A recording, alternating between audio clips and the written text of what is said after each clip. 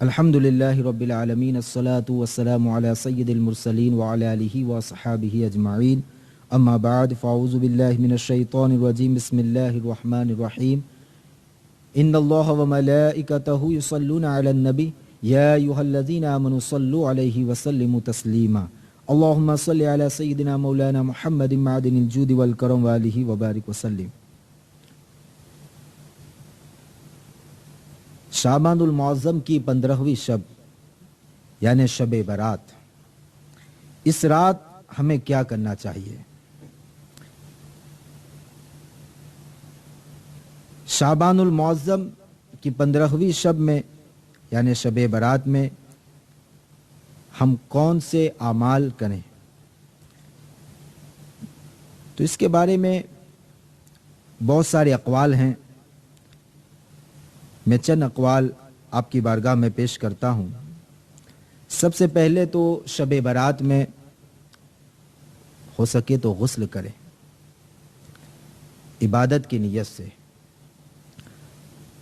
اور اس میں بھی ہو سکے تو بیری کے پتے، بیر کا جو درخت ہوتا ہے اس درخت کے جو پتے ہوتے ہیں ان پتوں کو پانی میں ڈال کر پانی کو جوش دے، اور پھر جب نہانے کے قابل ہو جائے تو اس پانی سے غسل کریں۔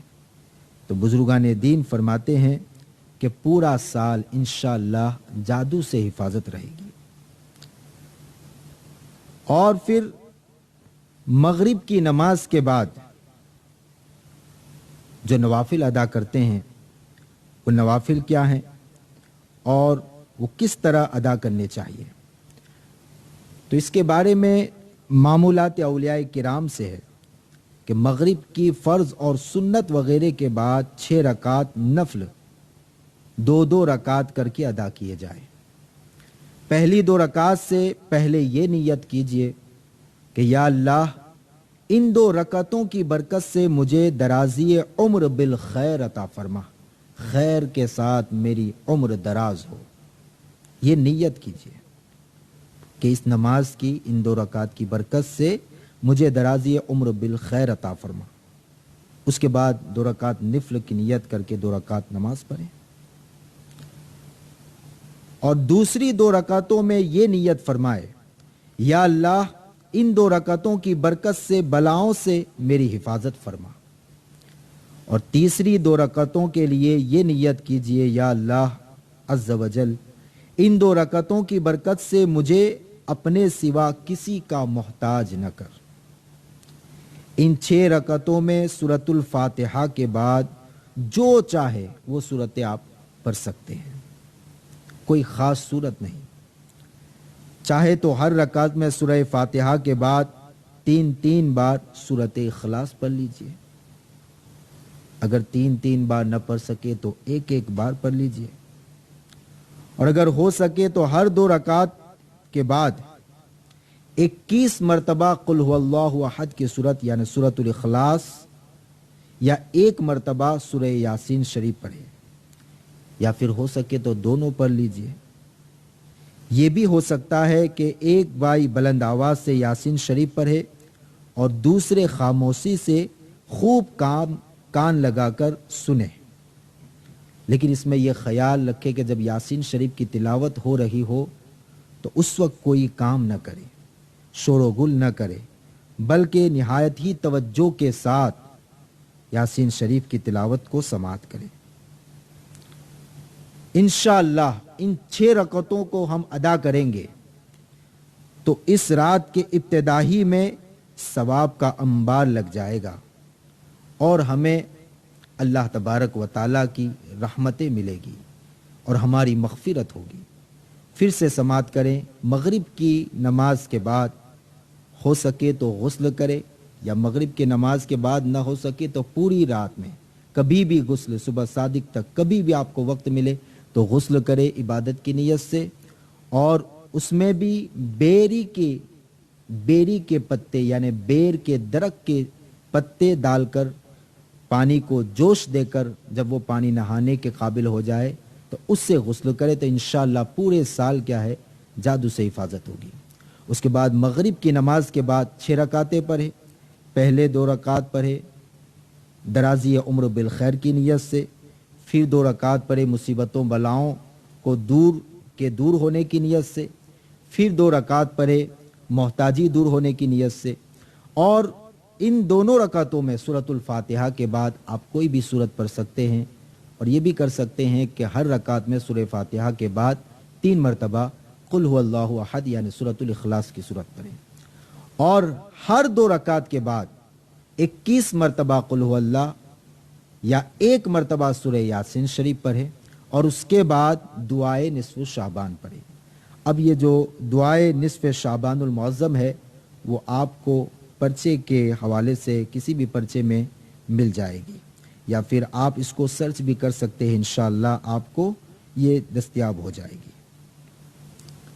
और उसके बाद 6 रकात निफल अदा कर ली। इशा की नमाज याद रखें, शबे बारात में इशा की नमाज जमात के साथ ज़रूर पढ़ें।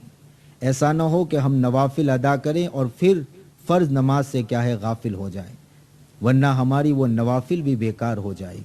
सबसे पहले फ़र्ज है, उसके बाद क्या है, निफल है, याद रखें। अगर हम पूरी रात इबादत न कर सके तो इशा की नमाज जमात के साथ और फजर की नमाज जमात के साथ ज़रूर अदा करें। लेकिन अगर हमने पूरी रात इबादत में गुजारी और इशा की नमाज नहीं पढ़ी, फजर की नमाज नहीं पढ़ी, तो याद रखें पूरी रात की इबादत हमारी बेकार है। अल्लाह तबारक व तआला हमें नेक तौफीक अता फरमाए। तो इन 6 रकातों के अलावा और भी बहुत सारे नवाफिल है, बहुत सारे अक़वाल है। कसरत से नवाफिल अदा करे, कसरत से कलाम पाक की तिलावत करे, अज़कारों और तस्बीहात और दुरूद शरीफ में से जिसकी भी तौफीक और सआदत नसीब हो, काबिल तहसीन है, हम कर सकते हैं।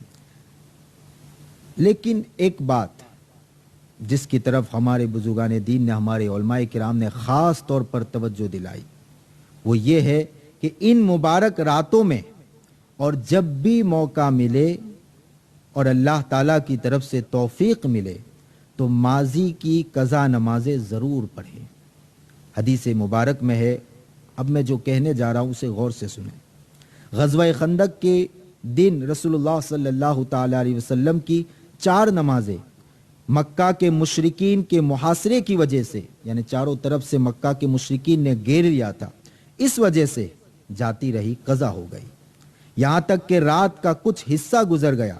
फिर आप सल्लल्लाहु ताला अलैहि वसल्लम ने हज़रत बिलाल रदी अल्लाह ताला अन्हु को हुक्म दिया, उन्होंने अजान दी, फिर इकामत कही, तो रसूलुल्लाह सल्लल्लाहु अलैहि वसल्लम ने पहले ज़ोहर की नमाज पढ़ाई, फिर इकामत कही गई और असर की नमाज पढ़ाई, फिर इकामत कही गई तो मगरिब की नमाज पढ़ाई, फिर इकामत कही गई तो इशा की नमाज पढ़ाई। सुभान अल्लाह, यानी एक नमाज भी हमारे नबी सल्लल्लाहु ताला अलैहि वसल्लम की कज़ा नहीं रही, जिहाद के मैदान में भी और कहीं भी अगर कज़ा हुई तो उसको फौरन क्या है, आपने अदा कर ली। आला हज़रत अज़ीमुल बरकत अश-शाह इमाम अहमद रज़ा ख़ां फ़ाज़िल बरेलवी रहमतुल्लाहि ताला अलैहि ने एक बहुत ही प्यारी बात कही है कि शैतान का बड़ा धोखा है कि आदमी को नेकी के पर्दे में हलाक करता है। आदमी को क्या करता है, नेकी के पर्दे में हलाक करता है। नादान समझता ही नहीं नेक काम कर रहा हूं और न जाना कि निफल बेफर्ज नीरे धोखे की टट्टी है, इसके कबूल की उम्मीद तो मफकूद और उसके तर्क का अजाब गर्दन पर मौजूद।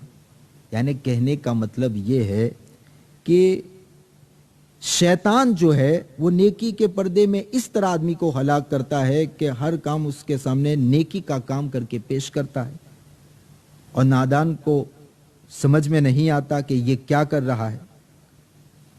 फराइज को छोड़कर जो लोग सिर्फ नवाफिल अदा करते हैं उनके लिए ये बात दर्स है, सबक है कि आला हजरत फरमाते हैं कि याद रखो कि फराइज को छोड़कर नवाफिल को अदा करना, तो ये नवाफिल के कबूल होने की तो कोई उम्मीद ही नहीं है, मफकूद है, नवाफिल कबूल नहीं होंगे।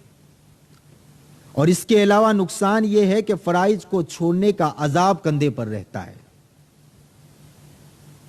और दूसरी एक बात जो आला हजरत ने फरमाई बहुत प्यारी है कि अजीज, فرض خاص سلطانی قرض ہے اور نفل گویا تحفہ۔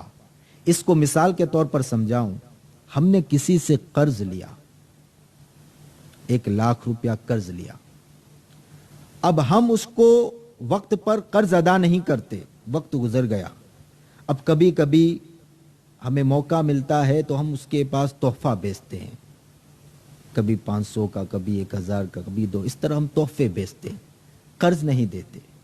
تو بتاؤ جس سے ہم نے قرض لیا ہے کیا وہ اس سے راضی ہوگا؟ ضرور وہ کہے گا کہ یہ نادان ہے، جو دینا چاہیے وہ نہیں دیتا اور اوپر سے یہ تحفے بیچتا ہے۔ یہ میں نے آپ کو صرف سمجھانے کے لیے کہا۔ اعلیٰ حضرت نے جو فرمایا کہ فرض جو ہوتا ہے یہ بھی قرض کی طرح ہے اور نفل جو ہے وہ تحفے کی طرح ہے۔ اگر ہم نے فرائض کو ادا نہ کیا اور نوافل ادا کرتے رہے تو اس سے اللہ راضی نہیں ہوگا، بلکہ ہماری نوافل قبول نہیں ہوں گے۔ حضرت علی رضی اللہ تعالی عنہ نے فرمایا ہے کہ اگر فرض چھوڑ کر سنت اور نفل میں مشغول ہوگا تو یہ قبول نہیں ہوں گے اور ذلیل کیا جائے گا۔ شیخ عبدالحق محدث دہلوی لکھتے ہیں کہ لازم اور ضروری چیز کا ترک اور جو ضروری نہیں اس کا اہتمام، یہ عقل اور دانش کی روح سے کیا ہے؟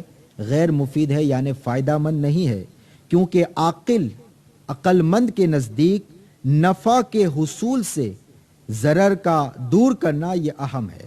یعنی جو عقل مند ہوگا اس کی عقل یہ تقاضا کرے گی کہ جو نقصان ہے اس کو دور کیا جائے، اگرچہ کوئی فائدہ مند چیز حاصل نہ ہو لیکن پہلے نقصان کو دور کیا جائے، اس کے بعد فائدہ مند چیزوں کو حاصل کیا جائے۔ اگر ہم بیمار ہیں کسی طبیب کے پاس جائیں گے تو طبیب ہمیں پہلے طاقتور دوائیاں نہیں دے گا، طبیب ہمیں پہلے یہ نہیں کہے گا کہ آپ اچھی سبزیاں کھائے، اچھے پھل کھائے، اچھی تندرستی والی یہ دوائیں کھائے، بلکہ طبیب پہلے ہمیں وہ دوائی دے گا جس سے ہمارا مرض دور ہو، جس سے ہماری بیماری دور ہو، اور پھر اس کے ساتھ کہے گا کہ آپ یہ کریں۔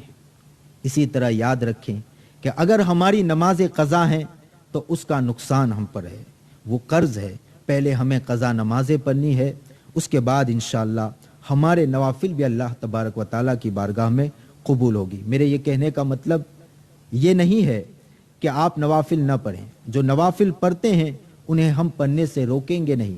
علماء کرام نے فرمایا عوام جس طرح بھی اللہ کا نام لے یہ بہتر ہے، اچھا ہے، وہ اللہ کا نام لے، وہ پڑھتے رہے، لیکن میں صرف مشورہ دے رہا ہوں، توجہ دلا رہا ہوں جو ہمارے علماء کرام نے فرمایا، جس کی طرف ہمارے علماء کرام نے توجہ دلائی، ہمارے بزرگان دین نے توجہ دلائی کہ آپ کے ذمے اگر قضا نمازیں باقی ہے تو پہلے کیا ہے اس کا حساب لگا لے اور قضا نمازیں پڑھے، اور قضا نمازیں پوری کرنے کے بعد پھر نوافل پڑھے۔ انشاءاللہ اس طرح نوافل پڑھنے کا مزہ ہی کچھ اور ہوگا اور عبادتوں میں چاشنی بھی پیدا ہوگی، اور ضرور ہمیں اللہ تبارک و تعالیٰ کی رحمتیں ملے گی۔ اللہ تبارک و تعالیٰ ہم سب کو شب برات کی فضیلتیں، رحمتیں، برکتیں نصیب فرمائے۔ اللہ تعالیٰ ہماری مغفرت فرمائے۔ آمین ثم آمین۔ وآخر دعوانا الحمد للہ رب العالمین۔ السلام علیکم۔